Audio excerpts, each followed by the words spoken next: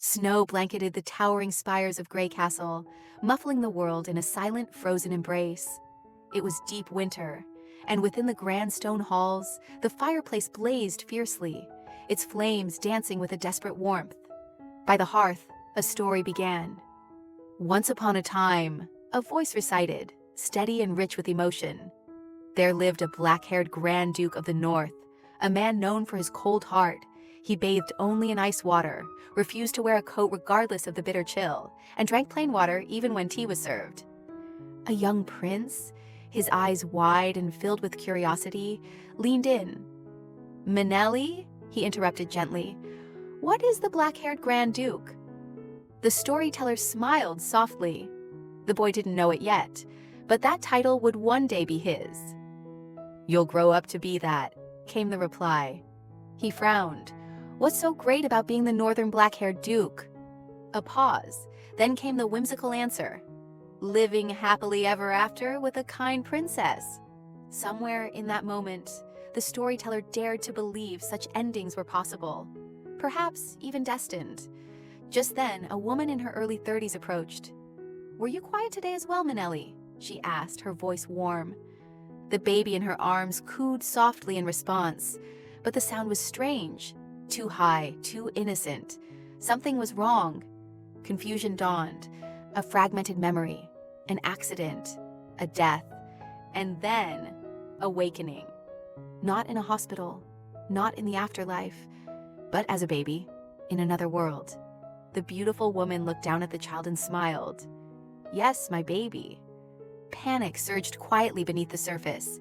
Who had she become? A princess? A noble daughter? No matter the role, she was determined to carve out a happy ending. But that hope shattered when the door burst open.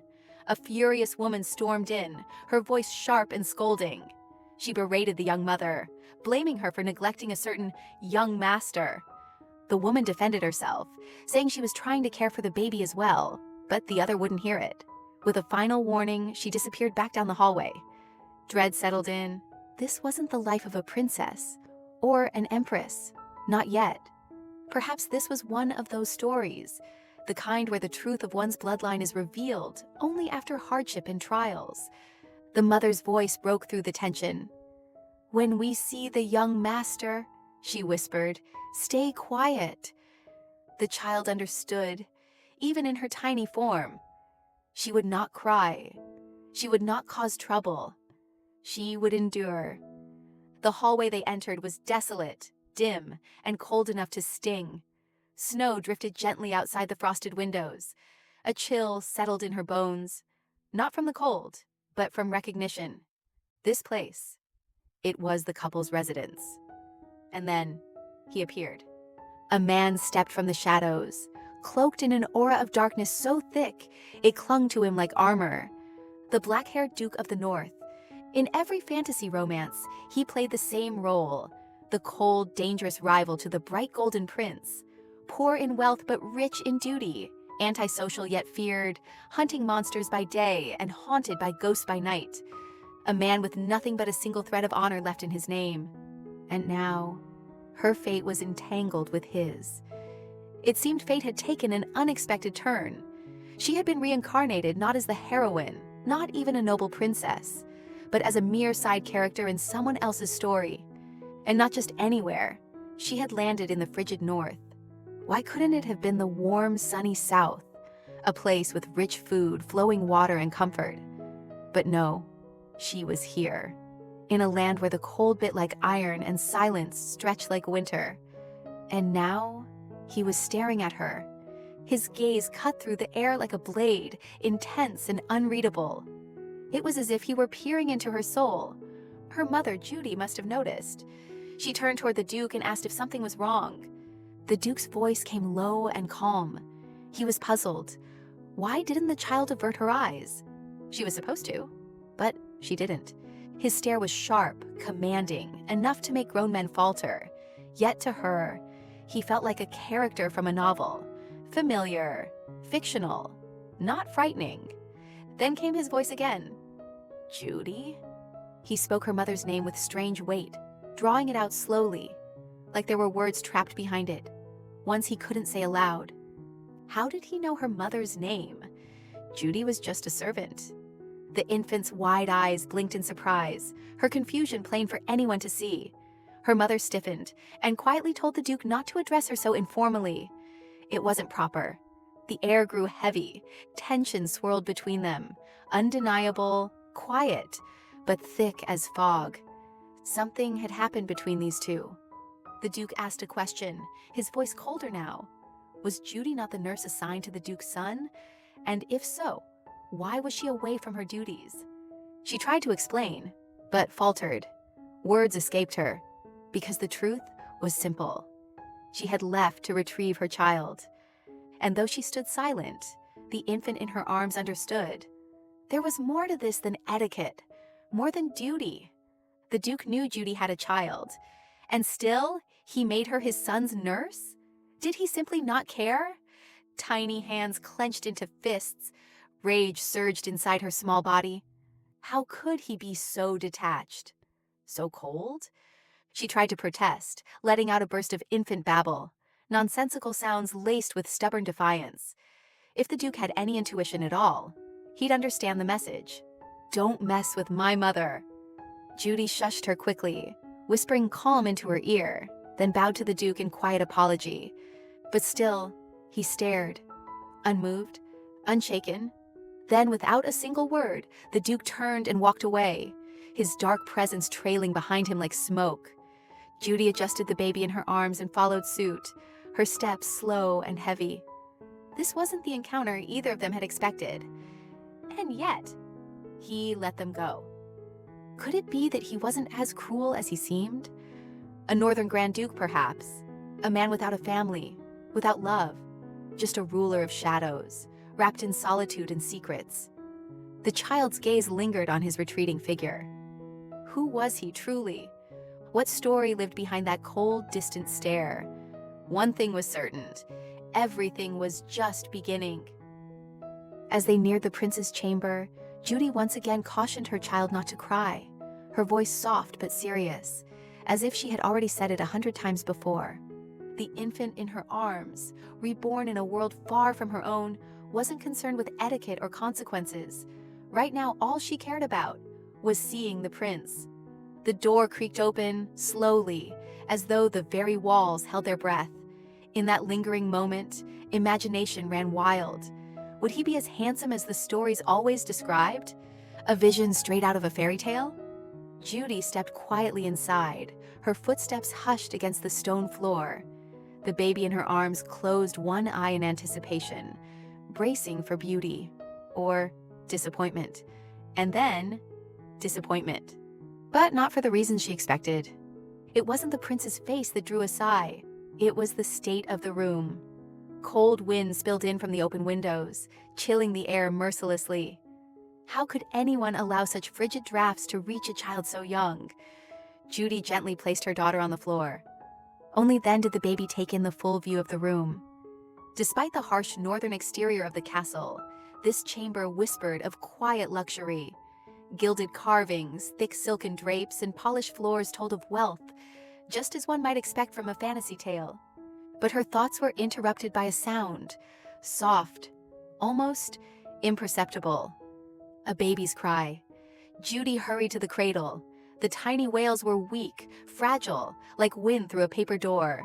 For the future Grand Duke of the North, the sound lacked power. Still, curiosity bloomed. The little girl watched eagerly. What does the prince look like? Could Mother please raise him already? And as if her silent wish had been heard, Judy gently lifted the child from his cradle. And in that moment, time froze. Divine. There was no other word for him. The baby boy glowed with an otherworldly beauty. His features delicate, perfect, his cheeks round and soft, as if sculpted from the heavens themselves. His eyes shimmered like polished jewels, deep enough to drown in. How could such a breathtaking child become the infamous cold Grand Duke? Butterflies fluttered in her tiny chest. Her heart, even in its baby form, felt overwhelmed by the sheer cuteness before her. If he were her child, she would never look away. He let out a soft babble, a sound so sweet it made her soul ache. Then he reached toward her, those small, perfect hands open in invitation. Judy couldn't resist. She let the boy go, and he crawled straight into her daughter's arms. The two babies played, smiles blooming like spring after snow. This wasn't just cuteness. This was something more. Already she felt something stir. This wasn't simple admiration. This was fate. Their bond had formed. Undeniable, unshakable. She declared it silently in her heart. She was his. Her mother noticed the joyful exchange. "He likes you," she said with a soft smile. But then she spoke his name. "Setsu." It struck like lightning. The little girl repeated it, uncertain. "Setsu." "No," her mother corrected gently. "Setsu. Setsu Alkaman, the Grand Duke's heir." Everything stopped. Setsu Alkaman. That name, she knew it. He wasn't just any prince. He was the male lead in a romance fantasy novel. And if her memory served her right, his story did not end well. Let's rewind the clock and fill in the pieces of this story. The Carnier's Cage, a fantasy romance novel brimming with unpredictable twists and intricate plots. At the heart of it was the beloved and gentle heroine, Lady Carnia. In her desperate attempt to escape the chaos engulfing the kingdom, she fled to the shadowed lands of the north. There, she met him, Setsu Alkaman, the timid and fragile Grand Duke of the North. Their love blossomed amidst the cold and silence. But in the end, Setsu couldn't protect her. He let her go, not out of choice, but out of weakness. And now, here he was, a baby. This baby, the very same Setsu Alkaman. Reading his story had been heartbreaking enough, but seeing his innocent face now, it hurt even more. Why did such a precious child have to grow into a man who couldn't secure his own happiness? Setsu's childhood had been cruel. Raised in the frozen north, neglected and undernourished, he grew up weak, both in body and knowledge. He had no special powers, no prestigious training, just a soft heart and gentle eyes. That gentleness, it was his only light. But it wasn't enough. He couldn't protect Canaria, and in time they were torn apart. Many readers despise this ending. They craved a strong, commanding male lead, a cold prince who could set the world ablaze if needed. That's what the genre had come to expect. And so, the novel faltered. Its ratings fell. But now, everything had changed. The girl, reborn in this world and standing by Setsu's side, had made a vow. The story would not repeat itself. Not this time. She would raise Setsu into the man he was never allowed to become. A real Northern Grand Duke. One who could protect. One who would love. And this time, he would get his happy ending. 7 years passed. She had grown into a stunning young woman, and she knew it. Adapting to this world hadn't been as difficult as she'd feared. Sure, she had moments of longing. There were no phones, no internet, no way to snap a single picture of Setsu's angelic face. She often felt like she was wandering in the dark. But that didn't last long. She threw herself entirely into caring for him, and he adored her in return. The bond they shared only deepened with time. And Setsu? He grew beautifully. Strong, bright, incredibly charming. Each time he called her name, it rang like music. Soft, warm, unforgettable. They were close as two childhood companions could be. Nothing brought her greater joy. Now standing across from her like a storybook prince, Setsu smiled and called out to her. The sound of her name on his lips stirred something in her chest. She responded instinctively, their eyes meeting with a strange, lingering gaze, like lovers separated by lifetimes. Snapping out of the fantasy, she quickly scolded him. "Stop calling me by my name!" She was his Nuna, after all. His big sister, for heaven's sake. Setsu pouted and defended himself with a smirk, reminding her they were only 8 months apart. But she wasn't having it. Not today. A mere 8 months might separate them in age, but the years she had lived beyond him, before being reborn, deserved respect. She stood by that. Maybe she had come off too harsh.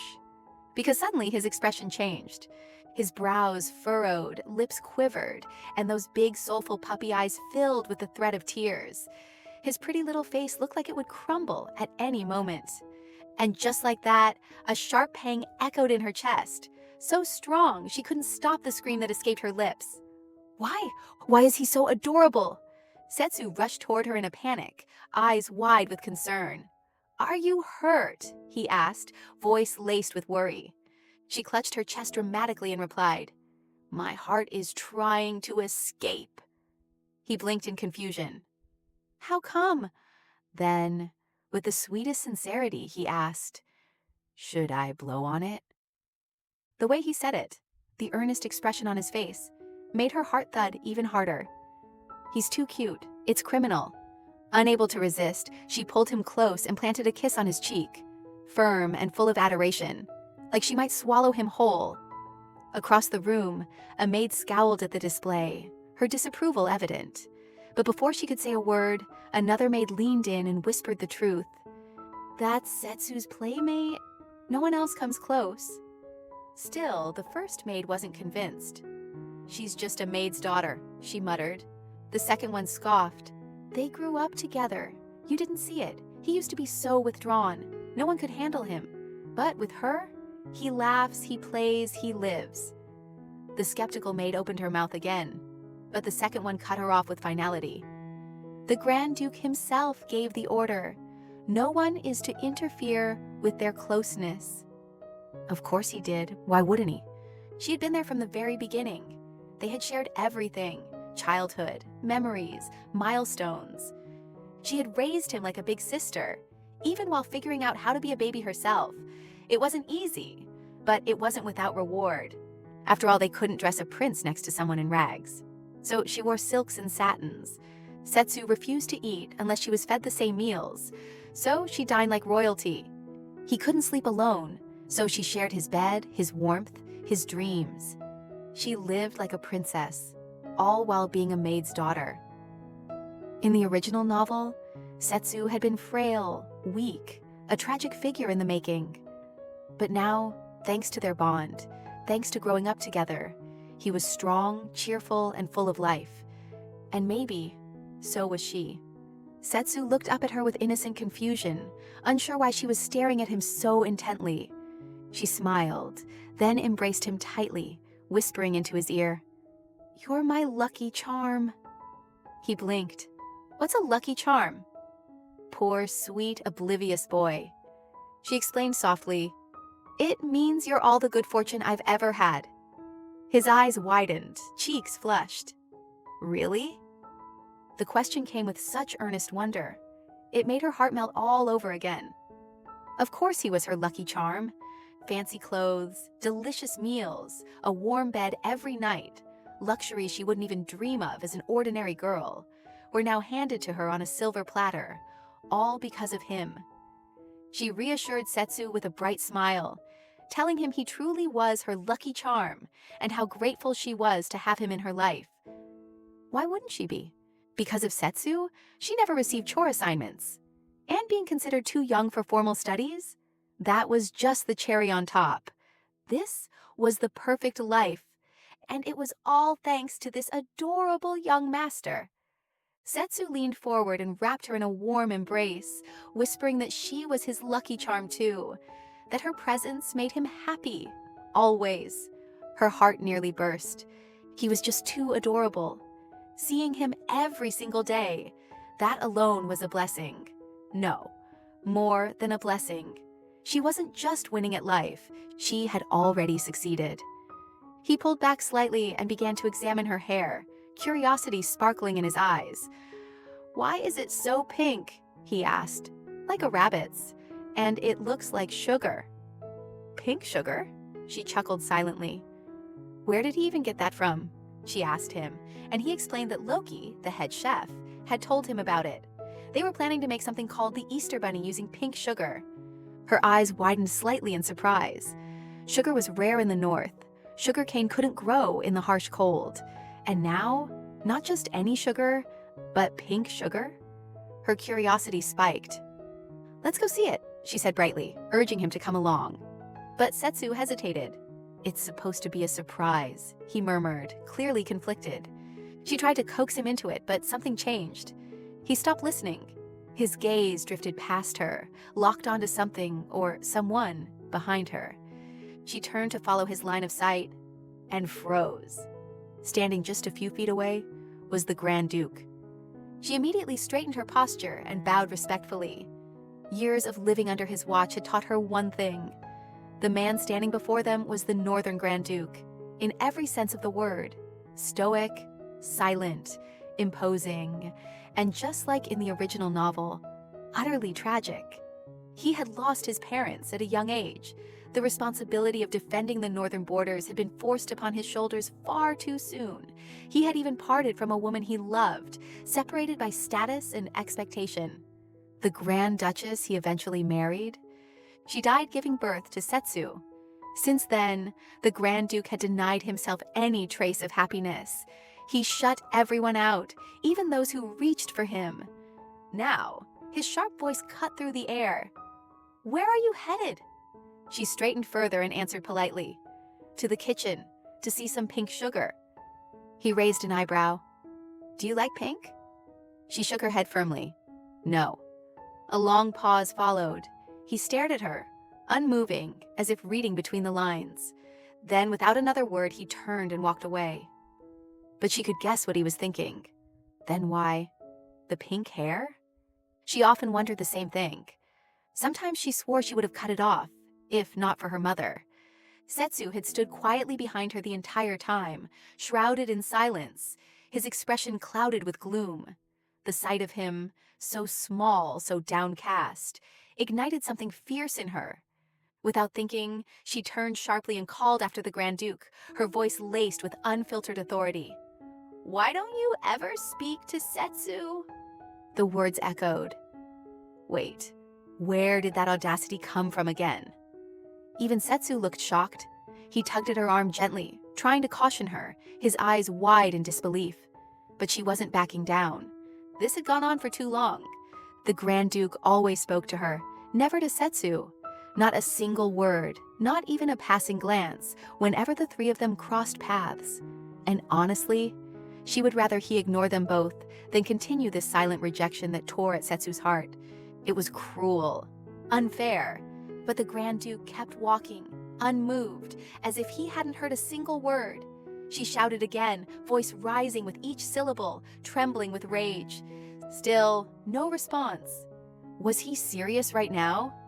She yelled louder, anger flaring like wildfire.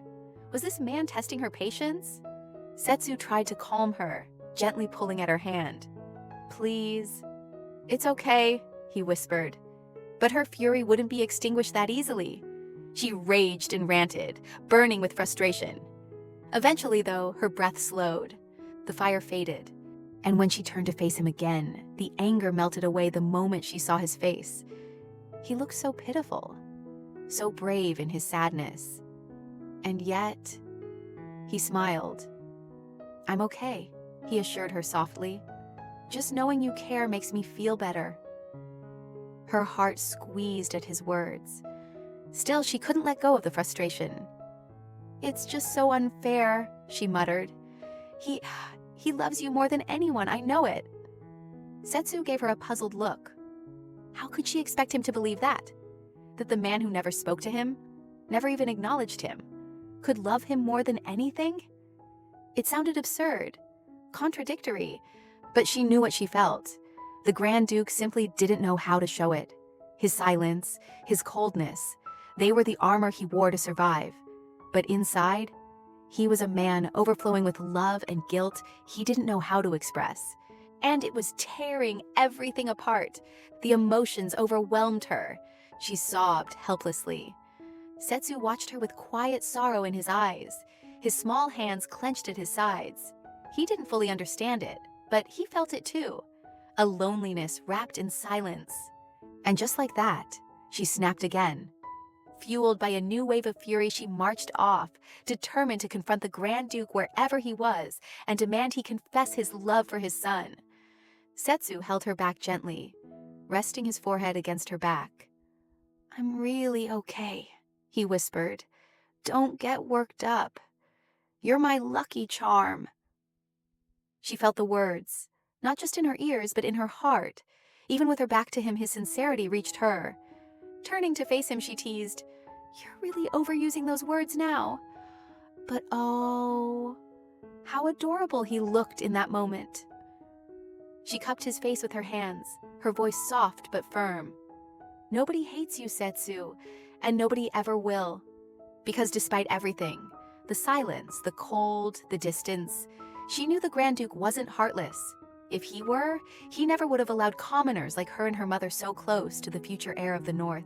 Someone like the Grand Duke couldn't possibly hate his own son, especially not someone as gentle and lovely as Setsu. She could only hope that one day he would finally open up and let himself live in happiness alongside the boy who loved him unconditionally. Close up, Setsu's eyes, wide and deep, filled with emotion, reflecting a quiet affection for the girl standing before him. If kindness were a person, it would be Manelli. She was everything soft, warm, and pure, in a world that often felt cold and distant. Sometimes it felt unreal, like she'd been placed in his life by magic. He couldn't imagine a life without her in it. Overwhelmed by the moment, Setsu stepped forward and pulled her into a hug. "You're the best," he whispered. Manelli smiled and patted his head gently, running her fingers through his hair like she always did. That familiar touch, comforting, grounding, wrapped around him like a warm blanket on a winter night. And then, as always, she began chanting his praises in that playful, endearing way of hers. Oh, Manelli. She had always been there. While other children grew up in the warmth of their parents' arms, Setsu had only ever known one kind of love, Manelli's, the pink-haired girl who loved every part of him without question or condition, and who hadn't changed a bit, even now. Back to the present, Manelli offered to go fetch some sweets to chase away the lingering gloom. Setsu narrowed his eyes. If memory served correctly, this was the same girl who constantly warned him about eating sweets. He reminded her of that fact, and she waved it off with a grin. "Just a one-day special treat," she said with a wink. That smile, that carefree glow. Manelli shone like sunlight in his darkest days. He couldn't stop himself. "Manelli," he called out. She turned to him expectant. "I like you." The words slipped out with a nervous laugh, clumsy and unpolished, but real. He wasn't even sure what he just said or how she'd take it. And then she gasped, clutching her chest like she'd been struck by lightning. Setsu panicked, rushing to her side. "Are you okay?" She laughed breathlessly and assured him, "I just need time for my heart to recover from your kindness." He blinked. Is she being serious right now? He chuckled. Only Manelli could turn a confession into something this dramatic and sweet. As he stared at her, his heart swelled. In that moment, he silently thanked his distant, cold father for at least doing one thing right, bringing Manelli into his life, his everything. The kitchen door creaked open slowly. Manelli and Setsu peeked their heads in first, their eyes darting left and right like mischievous little spies, scouting for any sign of the head chef. The coast seemed clear. They slipped inside quietly, searching for the treasure, sweets. And there it was. She spotted them stacked on the shelf. They had to move fast. If Loki caught them, it would be trouble. They crept through the kitchen like shadows, each step deliberate and cautious. Manelli turned to hush Setsu, signaling him to stay silent. Then, with hands outstretched, she reached for the sweets. Her fingers brushed the edge of the tray. Boom.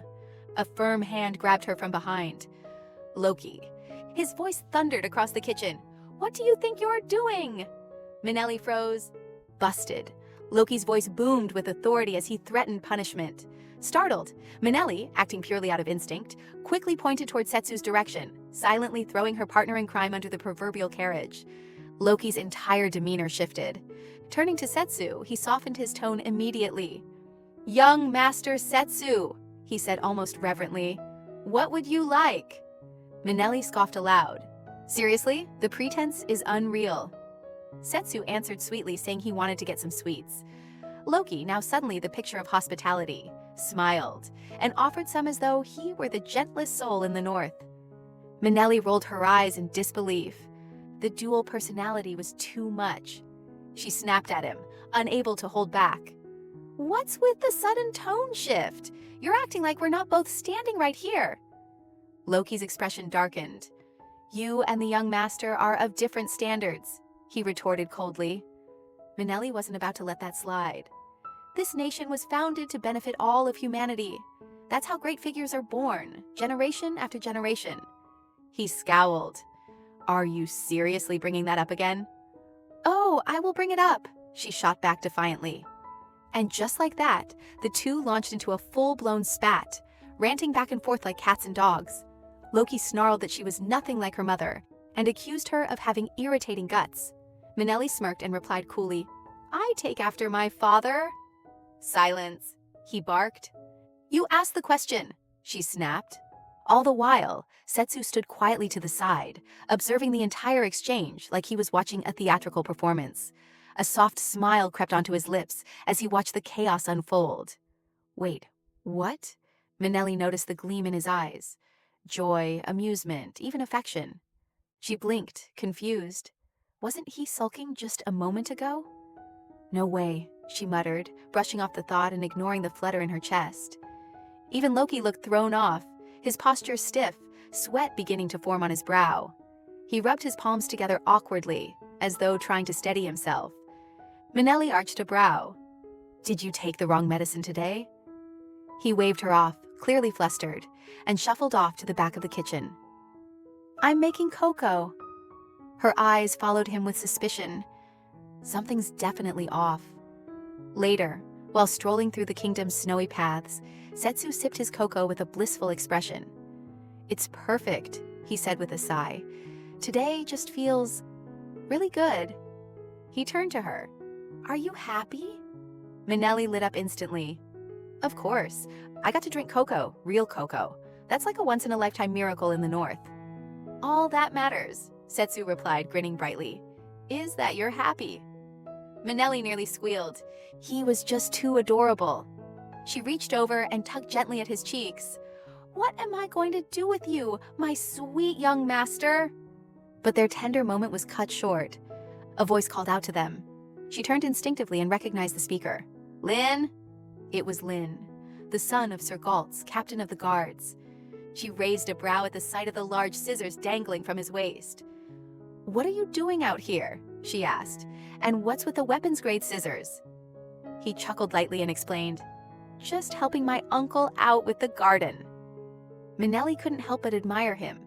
Even at his young age, Lin already showed signs of being diligent and responsible. The kind of boy who, without a doubt, would grow into a man who took care of his woman with unwavering devotion. She drifted into a daydream, lost in a gentle fantasy.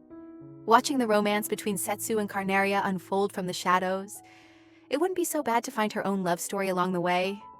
Maybe, even with someone like Lin. He checked every box. That calm aura, the soft smile, those tall, graceful strides, and eyes that held stories of their own. And his face? Unfairly handsome. Totally her type. For now, he was officially added to her husband watch list. Not yet approved, but definitely under evaluation. Snapping back to reality, she complimented his kindness. Lin brushed it off with his usual humility. That's when Setsu's voice, which she had completely forgotten in her little fantasy moment, chimed in. Curious. "How do you two know each other?" She blinked. Right. He didn't know Lin. Manelli introduced them, explaining how Lin was the son of Sir Galtz, the captain of the guards, and how he was training to follow in his father's footsteps to become a knight. Setsu offered a dull nod in response, but his eyes told another story. For just a split second, she noticed it. A flash of something sharp, a quick glare aimed at Lin, like a jealous child guarding his favorite toy. Was she imagining it? Maybe. She continued casually, adding how she and Lin were good friends, and that he was 2 years older. This time there was no mistaking it. The glare on Setsu's face wasn't subtle. Even Lin seemed to notice. Manelli scrambled to smooth things over, offering Lin an apologetic smile. "Don't mind him. The young master's just a little shy. He doesn't open up easily to new people, but he will, I promise." Lin, ever the gentleman, reassured her. No worries, you don't need to apologize. But she could see the shift. Lin no longer seemed comfortable. He turned to Setsu and politely excused himself. Sorry if I interrupted anything. I should get back to work. Manelli frowned. Leaving already? Lin smiled softly and nodded. I still have a bit to finish. And with that, he walked off. She turned to Setsu with a sigh. I really wish you got to know Lin better. He's a good person. Setsu narrowed his eyes. Are you two that close? Of course, she answered cheerfully. He's really kind. Why wouldn't we be close? In the original Carnaria's cage, Lin was one of the few who remained truly loyal to the sickly Setsu Alkaman. His unwavering support, even during the darkest chapters, had left an impression on many readers. Manelli told Setsu that forming a bond with Lin would only help him in the future. He gave a small nod, but it was unenthusiastic, distant. Was it a bad first impression? She wondered. Oh no. I have to fix this. She started to list Lin's good qualities one after the other. His dedication, his potential as a swordsman, his kind heart. But halfway through her passionate endorsement, she noticed Setsu wasn't even listening. He stood there, silent and still, completely lost in thought. His lips pouted ever so slightly, his brows furrowed, his expression filled with some quiet inner conflict. Even his sulking is adorable, Manelli thought. He's just too cute. I could eat him up. And then, barely above a whisper, she heard him. If I act like all that, will Manelli like me too? He finally spoke up. But, okay, that was definitely not the answer Manelli had expected. Her mind screamed in disbelief as Setsu's steady gaze locked with hers. For a moment, it was like they were searching through each other's eyes, looking for something neither of them could quite explain. Her cheeks flushed before she could even try to stop it. Was he really trying to make me like him? God, he was just too adorable. Any hope of keeping her cool vanished. She tugged at his cheeks, helpless against the wave of affection flooding her chest. How can someone be this cute? She murmured. It was impossible not to like Setsu. She fawned over him without restraint, until realization struck like a cold wind. Wait a second. This wasn't right. Setsu isn't supposed to be soft and cuddly. He was meant to grow into the stoic, powerful Grand Duke of the North, cold, silent, and unshakably strong. She quickly reminded him of that. What is a Northern Grand Duke supposed to be like? She demanded, crossing her arms.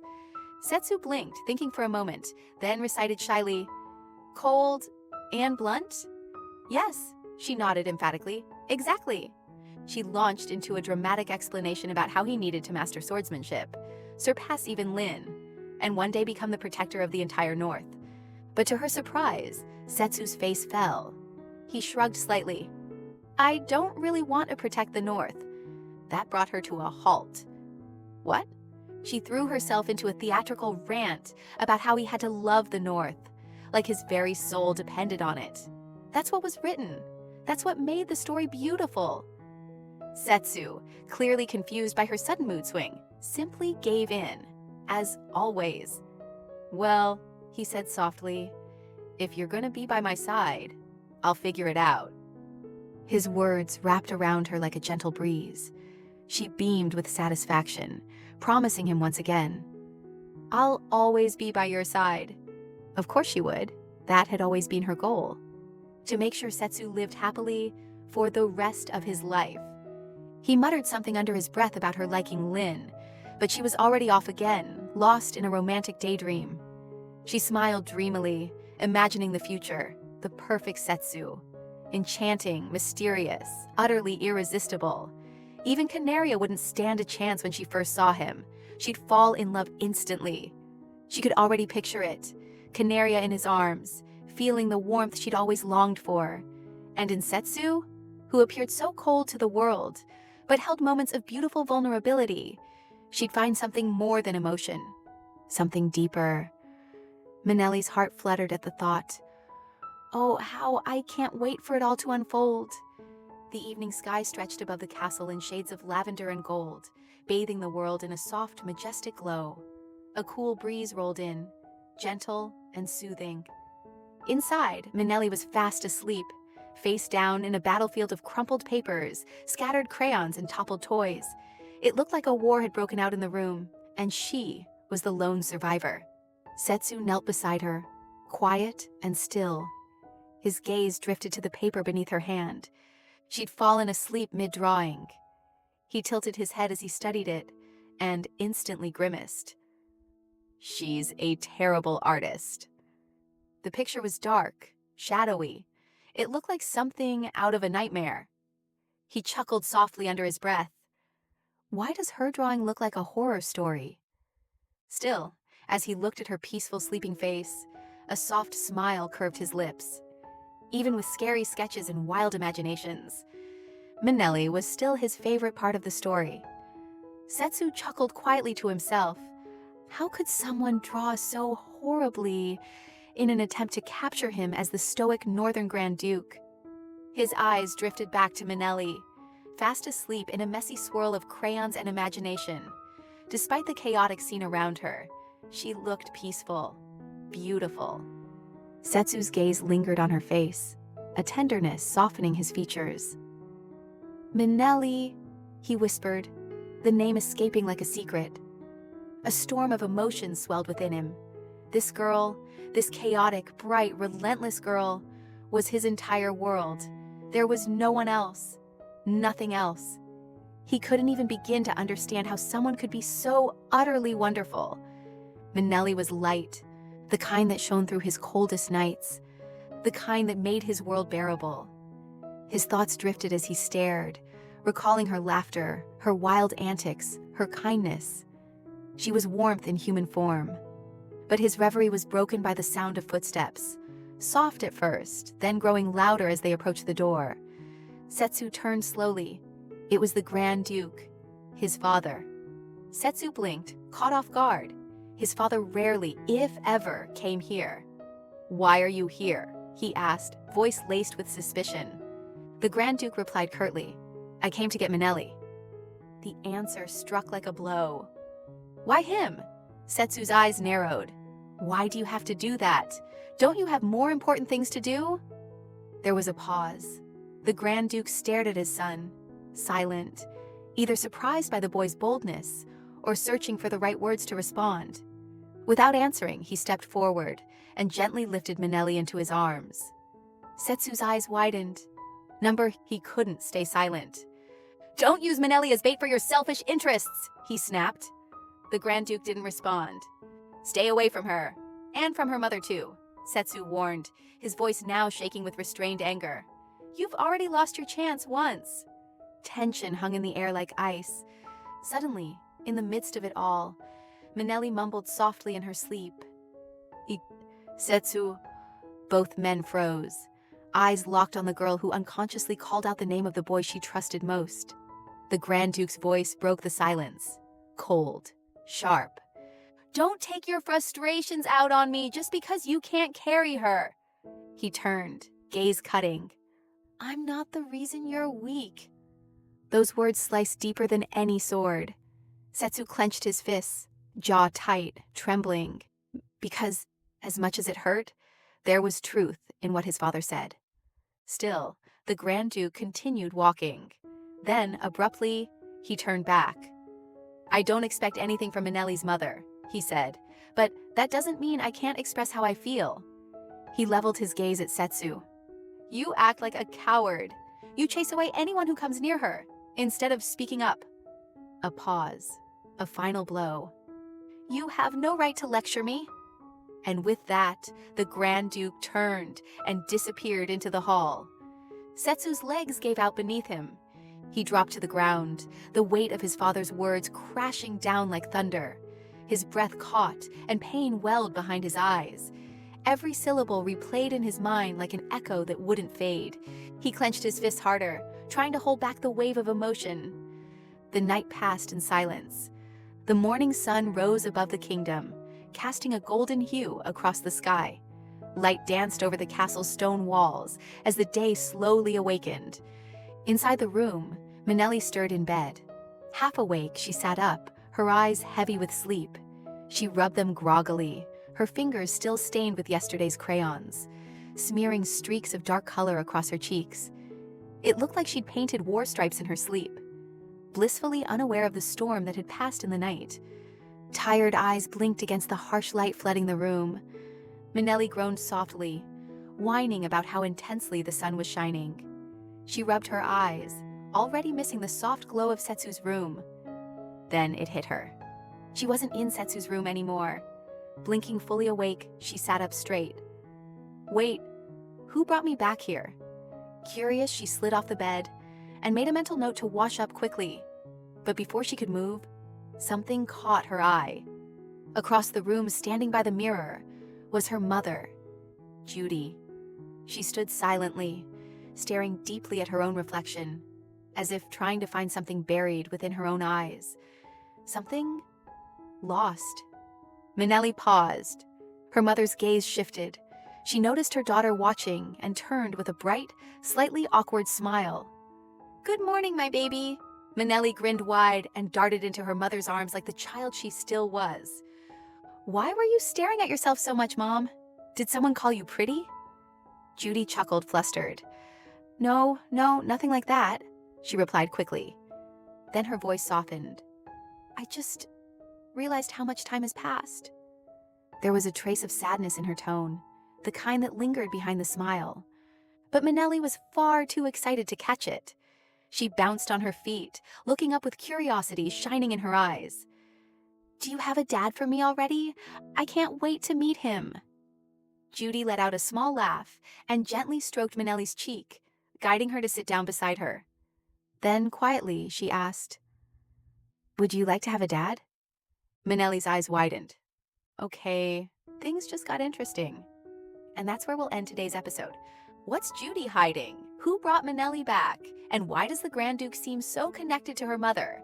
If you enjoyed this story, tap that like button to show your support.